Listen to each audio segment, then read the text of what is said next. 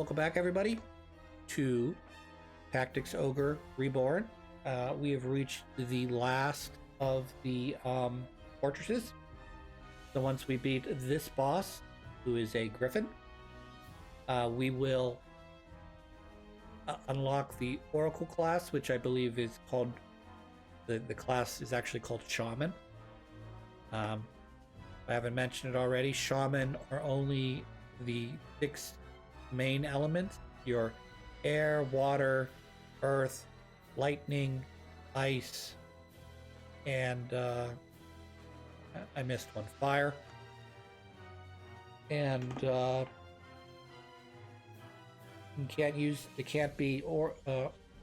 shaman cannot be oracle or light or dark aligned. They have to be aligned to one of the regular elements. Servants of Halana, you would become a true oracle, must face the trial, defeat me, improve your quality before the goddess. So, like I said, this last one, just a reminder in case you haven't watched any of my previous 3 episodes, I lost the audio, all of the audio, both my voice recording as well as the background audio and sound effects for 4 episodes, including this one. At the start of the next episode, I discovered that I had not had the sound on, or my OBS had not been recording my sound. And you can see the exact point I'm figuring that out, and the sound comes back. But that is just my long way of saying I'm doing this post. A couple things I keep forgetting to cover in these episodes. As I've been going down each one of the fortresses and beating the boss, I've been unlocking a very powerful elemental spell. So, in the ice dungeon, I unlocked an ice spell. In the wind one, I unlocked the wind spell, etc., etc. Okay? And each one of the spells is supposed to be a very, very strong spell that only shaman and certain other advanced classes like your princess class can learn them. But they give you access to a very strong magical attack based on whatever element we're talking about. The only problem with that attack is it has a smaller area of effect. It's like a X cross. So you have obviously a center point, and then north, south, east, and west, one space. Not diagonally speaking, no southwest, northwest, southeast, northeast. Just the cardinal direction, and of course wherever you are aiming. And if I remember correctly, these spells don't go terribly far. I think it's based on whatever your magic is, whatever your caster is. So your caster's staff says it can go 7 spaces, it goes 7 spaces. If your caster's space is 3, it goes 3. Pretty self-explanatory. I'm not really sure how good the damage is. I know it's better than trying to cast a level 3 bolting spell, but I'm not sure that it is, and hand over fist better, because I haven't really been able to test it on a true mage yet, or in this case, shaman.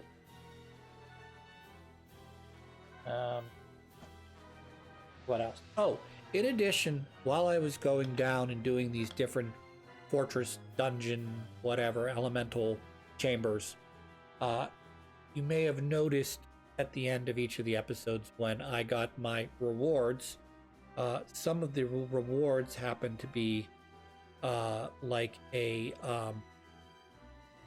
one-handed sword document, Bible, whatever. I don't know what exactly it was called.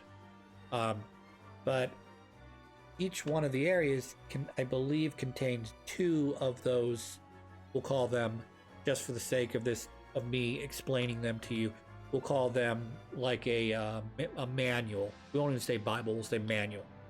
So in each one of the ones, I've been unlocking like a two-handed manual, a one-handed sword manual, a lance manual, etc., which is giving me access to more powerful weapons that I could not, at least initially, build, because I didn't know the formula or the build for those. Okay, and a lot of the items are based. You have there are items that you can buy at the shop, that the shop sells you, that you can use to make the weapon, but there's also some sort of crystal thing that you get a generic version of, and then you can use the refining system to turn, say, the crystal into a particular type of crystal. So it's a, let's say it's a clear crystal, whatever it's called, and then you spend one of those materials to turn that crystal from a clear crystal to a fire crystal, and you need one or two of those to help create this lance or help to create this sword that you want to build. And then, you know, you obviously you can take a look at the sword or whatever you're building and figure out, do I want to spend resources on this? So I think an example of that would be, I believe Denim has a two-handed sword now. He's had it for a couple of these episodes now. May or may not have noticed that is dark aligned. It does dark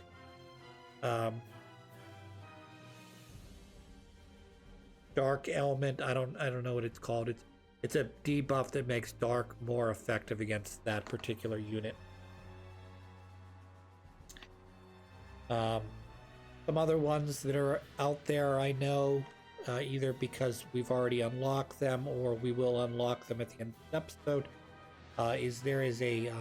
there's a lance that is a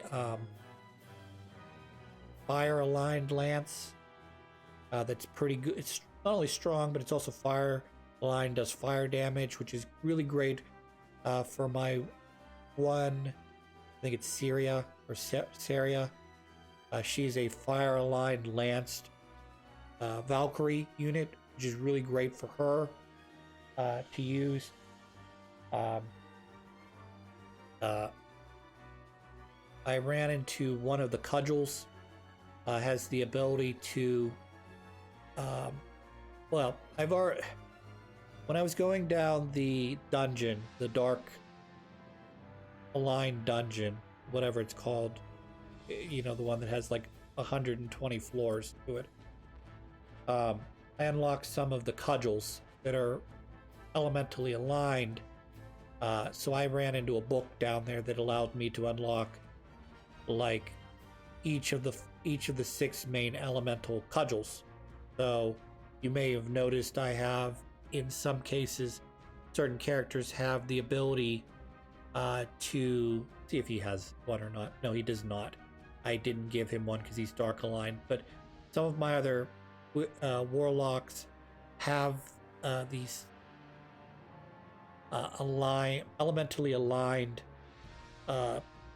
wands, and one of their benefits is not every time you use it, but every time you go into a battle, it has 3 charges that'll revive up to, well, not up to, it's literally 300 MP, which is like a really, really strong thing you can do coming into any battle. Instead of spending, you know, a herb or, you know, magical plant that I have to spend money on, I can use one of the 3 charges on my cudgel to send my character's MP from whatever they initially start out at the beginning of their turn, because they're going to get a little bit of MP every turn, to 300 plus that number.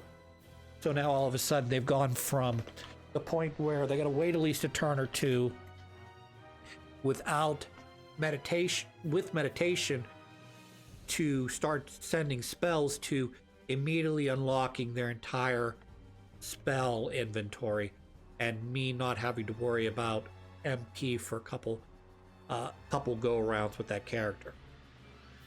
But sort of to get to the point of what I'm trying to say, I unlocked a cudgel that is light. It's not really light aligned, but it is like a healer's cudgel. And it has the side ability that allows you to use the cudgel with no MP usage to heal 300 HP, I think. Or is it 1000 HP? It's something like that. It's essentially a free, strong heal. And that's great. I like that. There's other weapons I got to figure out if they're useful or if I want to build them before we go into the final area. Probably not. One of the things I mentioned in my original recording, I don't know if it was this episode or one of the previous 3, is you can get the best armor for your characters, but the farther you get into the game, the more expensive that armor becomes. So, having leather armor, it doesn't really take too much to equip your whole team with leather armor. And as you get further in the game, you get more money. It's not hard to upgrade leather armor or chainmail to chainmail leather armor, magic cloak, what have you, +1. But as you start getting down into like the damask armor, and then eventually you run into whatever the current level armor is, like to buy it is like 10,000 gold per piece of item, mind you. Okay, and mind you, each character can equip a helmet on their head. They can equip greaves on their arms or gloves. They have a chest piece or cloak they can wear, and then they have leg pieces. So that's 4 items. You don't count their ring slot, which we'll skip that for just a second. They got 4 slots for 4 pieces of armor, and then of course they have a weapon or 2. And if you say each one of those items is going to run me about 10,000, so you're looking at 50,000 to equip a weapon and 4 pieces of armor. Okay, it's not terrible, right? Except I have like 100,000, 200,000 monies right now, and if I were to go to equip 2 or 3 people, I would have no money. So I would have to go grind for more money, which I don't know. And then of course the armor weighs more and it costs more. And then, yeah, on top of all that, once you bought the armor, maybe you want to upgrade it because you get extra abilities like extra move for upgrading, say, your chainmail armor or your damastic armor or whatever the armor is called, from regular armor to +1 armor. So you can move farther, you can jump higher. There might be other benefits you get from it, like extra defense from spells, attack types, whether it be blunt, piercing, or slash damage. Those all get upgraded. You get extra defense or extra armor or whatever, but that costs more money on top of it. So if you want to take a single character and you're just going to let's just talk armor. 4 pieces of armor is going to run you, let's say, 10,000 a piece. So that's 40,000 just to put brand new armor on them. Okay. Then to upgrade it, you got to have whatever materials it needs upgraded. Let's say that's, I don't know, 15,000. I'd have to look at it to see how much it cost without having any of the materials in stock. So each piece of equipment, say, cost you $25,000. So if you've got 100K, you flushed 100K in one character, just picking up their weapon, just picking up armor for them. Then you want to give them a ring. Ring's going to cost you several thousand. You want to give them a weapon. That weapon might cost you a couple extra because you got to build it from scratch. and how far this defense, this armor goes for you, I don't know. Is it worth running lower, lighter armor that gives you an extra turn, that allows you to kill a guy a little bit quicker, so you don't have to take as much damage? Or does it make more sense to have all that extra defense, but maybe considerably slower? I don't know. Hard to say. So what we're going to do here with this is we're going to attack the pillar, because I have just procced Berserk, and that'll allow me to hit both characters instead of just one. And I'll kill one of the characters, as you just saw, so that'll eliminate an enemy I don't have to worry about anymore, because my Berserker dealt pretty decent damage to the boss, plus killed an underling. 2 thumbs up.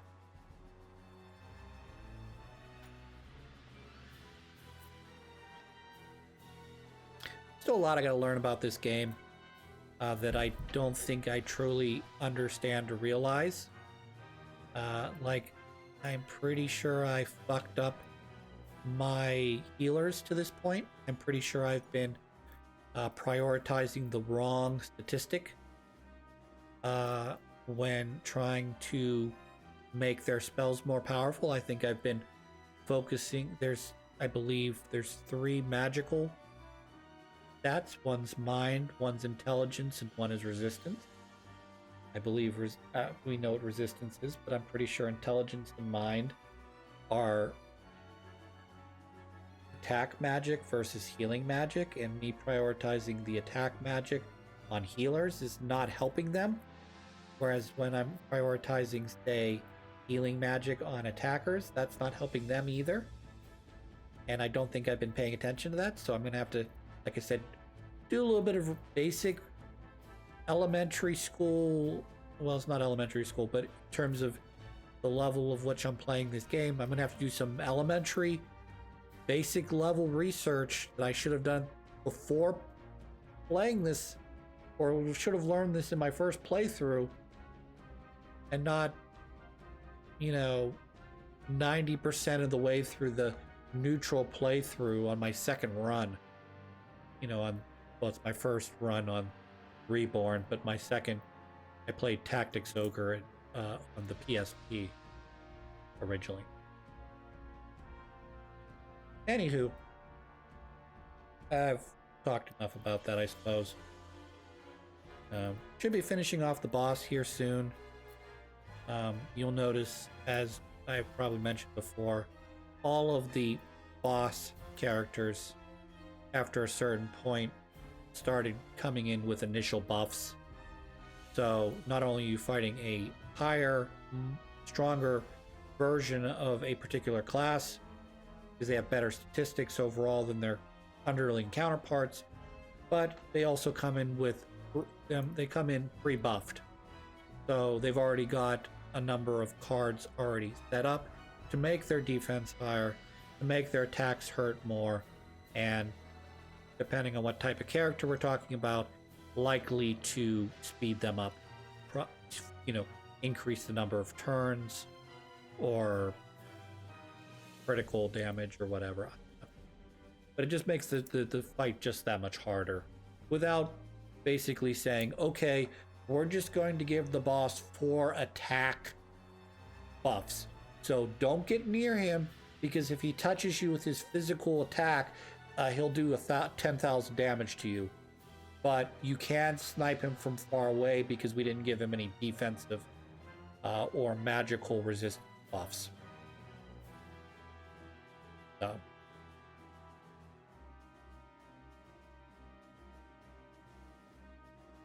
Getting close. Maybe one more attack. They're dead though. That's a big boy attack right there. You look at those sorts of attacks and you think, boy, I should recruit one of those characters, and then you do, and you equip the exact attack, and then you go, oh yeah, I forgot this is the boss character. They're fucking broken right now.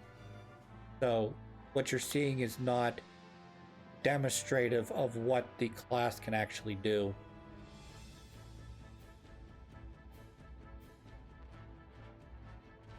Magnificent, a true oracle you are. Unto you I grant the revelation and power of the goddess. So because he's the last of the divine beasts I have to fight, he gets extra line, extra words, and now I not only unlock his most powerful wind spell, but I also get access to the oracle class now. So I'm going to cut the episode here, and when we come back, we're going to be moving on to the Hanging Gardens. So until then, I hope you guys all have a good one.